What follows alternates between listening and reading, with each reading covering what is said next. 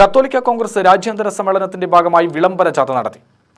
കിഴക്കഞ്ചേരി കുണ്ടുകാടെത്തിയ ജാഥയ്ക്ക് സ്വീകരണം നൽകി. നെന്മാറ ക്രിസ്തുരാജ ദേവാലയത്തിന് സമീപത്ത് വെച്ചാണ് വിളംബര ജാഥ ആരംഭിച്ചത്.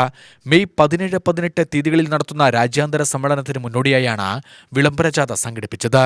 വിളംബര ജാഥയെക്കുറിച്ച് ഗ്ലോബൽ സെക്രട്ടറി ഡെന്നി തെക്കുംപള്ളി വിശദീകരിച്ചു. നമ്മുടെ സംസ്ഥാനവും രാജ്യവും ഒക്കെ നിർണായകമായ സാഹചര്യത്തിലൂടെ കടന്നുപോയിക്കൊണ്ടിരിക്കുകയാണ്. നിരവധി വെല്ലുവിളികൾ നമ്മൾ നേരിടുന്നു. ജീവിതം ദുസ്സഹമാകുന്നു. ജീവിക്കാനുള്ള കിടമത്സരങ്ങൾ പെരുകുന്നു.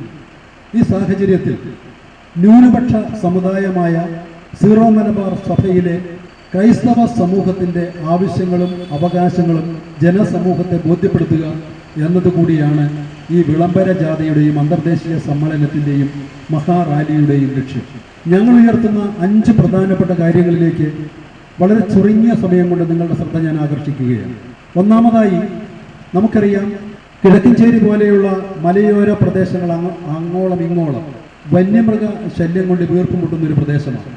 ദിവസവും നമ്മൾ പത്രമൊന്ന് എടുത്ത് തുറന്നു നോക്കിയാൽ കേരളത്തിൽ എവിടെയെങ്കിലും ഏതെങ്കിലും രീതിയിലുള്ള വന്യമൃഗ ആക്രമണം മൂലം ആളുകൾ മരിക്കുന്നത്, കൃഷി നഷ്ടപ്പെടുന്നത്, വിളകൾ നശിപ്പിക്കപ്പെടുന്നതൊക്കെ സാധാരണ ഒരു സംഭവം പോലെ ആയിരിക്കും.